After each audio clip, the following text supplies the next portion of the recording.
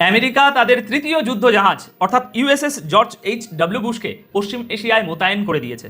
আর এটা অত্যন্ত স্পষ্ট একটা ইঙ্গিত দিচ্ছে যে ইরান যুদ্ধ, যেটা এতদিন স্থগিত ছিল, তা আবার এই মুহূর্তে শুরু হয়ে যেতে পারে। যুদ্ধ এবার বেঁধে যাওয়ার প্রবল সম্ভাবনা তৈরি হয়েছে, কারণ এখন আর কোনো কথাবার্তাই এগোচ্ছে না। হরমুজ প্রণালী নিয়ে পরিস্থিতি একদম থমকে গেছে, কোনো আলোচনাই আর ফলপ্রসূ হচ্ছে না। দু দফায় বৈঠক হওয়ার কথা ছিল, কিন্তু দুটোই পুরোপুরি ব্যর্থ হয়েছে। সব মিলিয়ে পরিস্থিতি এমন এক জায়গায় এসে দাঁড়িয়েছে যে দেখে মনে হচ্ছে যুদ্ধ যে কোনো মুহূর্তে আবার শুরু হয়ে যাবে। আপনারা যদি সবার বিবৃতিগুলো একটু খেয়াল করেন, ইসরায়েলের প্রতিরক্ষা মন্ত্রীর বক্তব্য দেখুন, আবার অন্যদিকে আইআরজিসির বিবৃতি দেখুন, পুরো ব্যাপারটা একসঙ্গে মেলালে পরিষ্কার বুঝতে পারবেন যে এরা একটা অনেক বড় যুদ্ধের চূড়ান্ত প্রস্তুতি নিচ্ছে।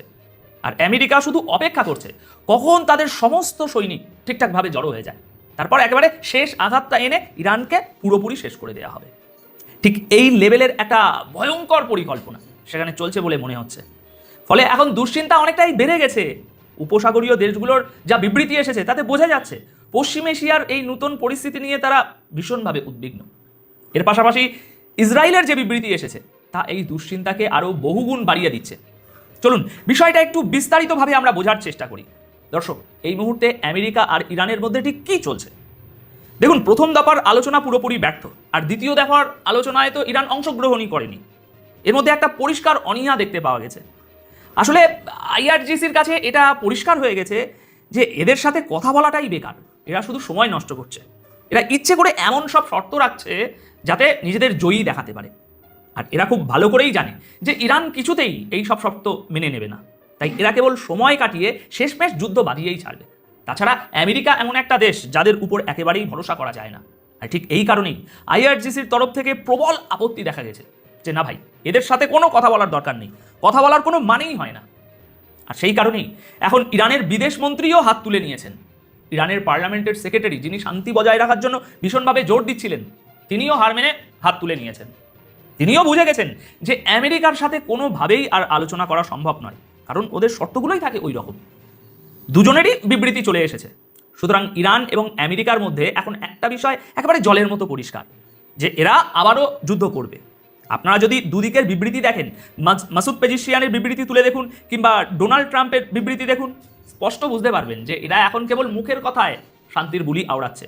এরা শুধু নিজেদের দেশের মানুষকে দেখাচ্ছে যে দেখো, আমরা তো শান্তির কথাই বলছি, কিন্তু আড়ালে দুই তরফেই এই যুদ্ধ কিভাবে পুনরায় শুরু করা যায় তার জোর কদমে প্রস্তুতি চলছে। ট্রাম্প বলে দিয়েছেন যে তিনি ইরানের সাথে তাড়াহুড়ো করে কোনো চুক্তিতে যেতে চান না। তার মানে পরিষ্কার, তিনি সময় নেওয়ার চেষ্টা করছেন। তাহলে এখন এখানে ব্যাপারটা কি দাঁড়ালো দেখুন। পাকিস্তানে যে আলোচনা হচ্ছিল তা পুরোপুরি ব্যর্থ হয়েছে। কূটনীতির আর কোনো রাস্তাই খোলা নেই। মাঝখানে যারা মধ্যস্থতাকারী হিসাবে ছিল তারাও সবাই হাত তুলে নিয়েছে মোটামুটি। তাই এই দুই দেশের মধ্যে এখন কূটনৈতিক সমাধানের আর কোনো সম্ভাবনাই চোখে পড়ছে না। আর এখন পুরো খেলার মূল কেন্দ্রবিন্দু হয়ে দাঁড়িয়েছে হরমুজ প্রণালী। হরমুজ প্রণালীতে একটা নতুন সংঘাত আপনারা দেখতে পাচ্ছেন। আমেরিকা এবং ইরান উভয় পক্ষেরই এখন পুরো ফোকাস ওই হরমুজ প্রণালীর দিকে। গত এক সপ্তাহ আমেরিকা আর ইরানের সংঘাতের সমস্ত খবর যদি আপনারা ঘেটে দেখেন, একটা বিষয় আপনারা কমন পাবেন, সেটা হলো fight for state of Hormuz. Hormuz প্রণালী কে নিয়ন্ত্রণ করবে তা নিয়ে লড়াই অলরেডি শুরু হয়ে গেছে।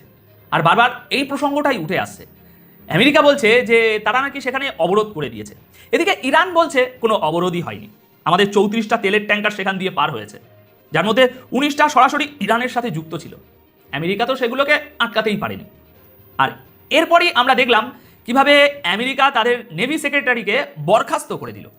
যদিও এর পিছনে তার কিছু ব্যক্তিগত কারণও ছিল, কিন্তু তাকে চাকরি থেকে তাড়ানোর সবচেয়ে বড় কারণ ছিল এই হরমুজ প্রণালীর নিয়ন্ত্রণ রক্ষা না করতে পারা। এখন হরমুজ প্রণালী নিয়ে এক নতুন যুদ্ধের আবহ তৈরি হতে চলেছে, কারণ সেখানে আমেরিকা তাদের তৃতীয় যুদ্ধ জাহাজ অর্থাৎ ইউএসএস জর্জ এইচ.ডব্লিউ. বুশকে মোতায়েন করে দিয়েছে। এই এইচ.ডব্লিউ. বুশ এতদিন ভারত মহাসাগরে অবস্থান করছিল, সেখান থেকে এখন এটা ক্রমাগত পশ্চিম এশিয়ার দিকে এগিয়ে যাচ্ছে। ইউএস সেন্ট্রাল কমান্ড একদম পরিষ্কার জানিয়ে দিয়েছে যে তারা ইউএসএস জর্জ এইচ.ডব্লিউ. বুশকে এবার পশ্চিম এশিয়ায় স্থাপন করবে। আপনারা জানেন যে সেখানে ইতিমধ্যেই দুটো এয়ারক্রাফট ক্যারিয়ার মজুদ রয়েছে।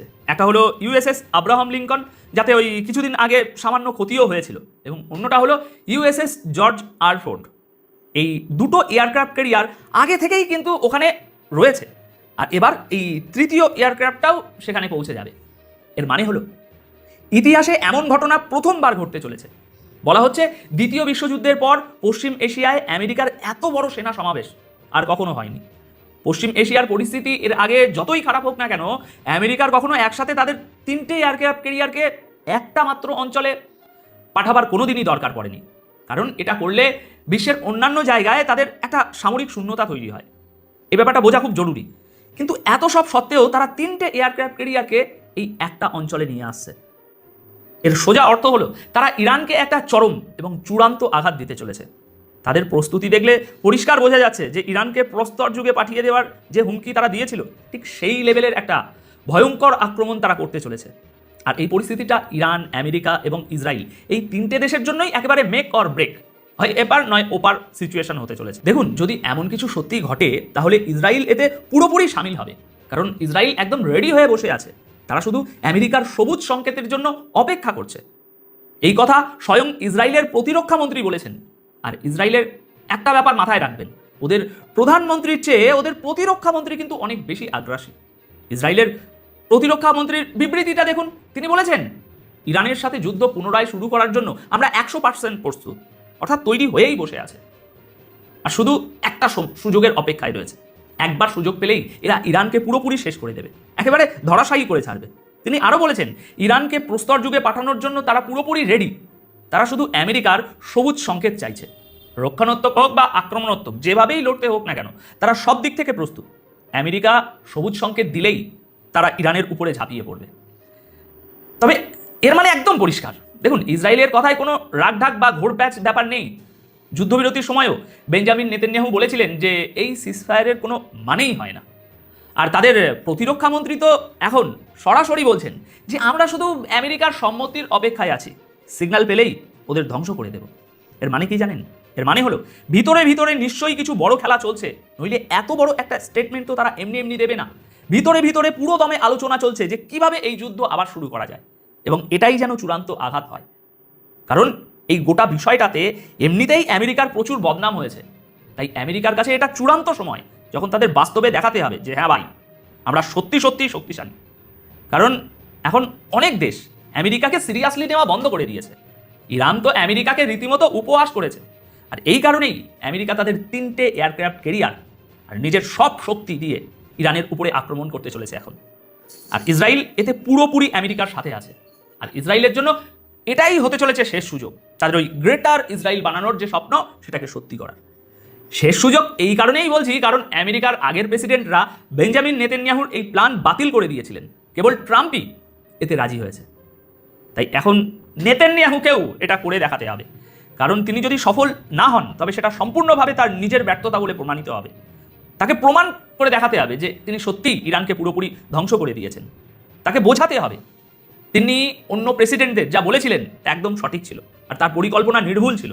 তাই এই যুদ্ধে নেতানিয়াহুর নিজের সম্মানও বাজি রাখা আছে। আর সেই জন্যই এই মুহূর্তে আমেরিকার থেকেও 100% বেশি প্রস্তুত হয়ে রয়েছে ইসরায়েল। কারণ এই সুযোগ তারা দ্বিতীয়বার পাবে না, তারা খুব ভালো করেই জানে। অন্যদিকে ইরানের কাছেও এটা তাদের শেষ সুযোগ। আর এই কারণেই বাঁচা মরার একটা চূড়ান্ত পরিস্থিতি সেখানে তৈরি হয়েছে। ইরানও কিন্তু এর জন্য পুরোপুরি প্রস্তুত। ইরান বুঝে গেছে যে শান্তি আলোচনা বা কূটনীতি এসব দিয়ে কিছু হওয়ার নয়, ওসব এখন সাইডে রাখো আর সোজা চূড়ান্ত লড়াইয়ের কথায় আসো। ইরানের ভিতরের অবস্থা দেখলেও বুঝবেন এই মুহূর্তে তাদের সমস্ত গুরুত্বপূর্ণ সিদ্ধান্তগুলো কারা নিচ্ছে। এটা স্পষ্ট যে তাদের সুপ্রিম লিডার আয়াতুল্লাহ খামিনি এখন সব সিদ্ধান্ত নিচ্ছেন না, তিনি দায়িত্ব আইআরজিসির হাতে তুলে দিয়েছেন। এখন ইরানের ইসলামিক রেভলিউশনারি গার্ড কর্পসের যারা মাথা, যারা গুরুত্বপূর্ণ সেনা জেনারেল, তারাই এখন বেশিরভাগ সিদ্ধান্ত নিচ্ছেন। আর মনে রাখবেন, যখন কোনো দেশের গুরুত্বপূর্ণ সিদ্ধান্ত সেনা জেনারেলরা নিতে শুরু করেন তখন তাদের চিন্তাভাবনা অত্যন্ত আগ্রাসী হয়। এটা খুব স্বাভাবিক একটা ব্যাপার। আইআরজিসি দ্বিতীয় দফার বৈঠকেই বুঝিয়ে দিয়েছিল যে তারা আর শান্তি চুক্তির জন্য রাজি নয়, এখন তারা সরাসরি লড়তে প্রস্তুত। আর ঠিক এই কারণেই আইআরজিসির অবস্থানও বর্তমানে খুব খুব কঠোর। আপনারা খুব শীঘ্রই দেখতে পাবেন যে আইআরজিসির এই জেনারেলরা শুধু অপেক্ষা করে আছে যে আগে ওরা হামলা করুক, তারপর আমরা তার কড়া জবাব দেব। তাই খুব তাড়াতাড়ি উভয় পক্ষের তরফ থেকেই হরমুজ প্রণালীটিতে একটা ভয়ঙ্কর সংঘাত আমরা দেখতে পেতে পারি। আমেরিকা পশ্চিম এশিয়ায় তাদের সমস্ত শক্তি উজাড় করে দিয়েছে, ইসরায়েল পুরোপুরি তৈরি, আর তাদের যোগ্য জবাব দেওয়ার জন্য আইআরজিসি অর্থাৎ ইরানও পুরোপুরি প্রস্তুত। সুতরাং যে কোনো মুহূর্তে এই যুদ্ধ আবার শুরু হয়ে যেতে পারে। পুরো ব্যাপারটা এখন যেন একটা সরু সুতোর উপরে ঝুলে রয়েছে। এর মাঝখানে যদি নাটকীয়ভাবে কোনো আলোচনা বা কূটনীতি সফল হয়ে যায়, যেটা আমি মন থেকে চাইছি যে হোক, তাহলে তো বাল্লে বাল্লে ভালো। তা না হলে বর্তমান পরিস্থিতি আর নেতাদের এই ধরনের কথাবার্তা শুনে একেবারেই মনে হচ্ছে না যে কোনো রকম চুক্তি বা সমঝোতা হতে পারে। আগামী দিনগুলোতে পরিস্থিতি আরও ভয়াবহ হতে চলেছে। আর সারা বিশ্বের সমস্ত গুরুত্বপূর্ণ নেতারা, সে ট্রাম্প হন, বেঞ্জামিন নেতানিয়াহু হন, খামিনি হন বা আইআরজিসির জেনারেলরা হন, সবার অবস্থান এখন একেবারে স্পষ্ট। সবাই এই যুদ্ধের সেকেন্ড রাউন্ডের জন্য প্রস্তুত। অর্থাৎ দ্বিতীয় দফার শান্তি আলোচনা ব্যর্থ হয়েছে, তাই দ্বিতীয় দফার যুদ্ধ এবার নিশ্চিত শুরু হতে চলেছে। আপনারা যে কোনো মুহূর্তে খুব বড় কোনো খবর শুনতে পারেন। আশা করছি আজকের এই পুরো বিষয়টি আপনাদের খুব ভালোভাবে বোঝাতে পেরেছি। তাহলে আজকের মতো এইটুকুই। ভালো থাকবেন, সুস্থ থাকবেন। অনেক অনেক ধন্যবাদ আপনাদের সকলকে।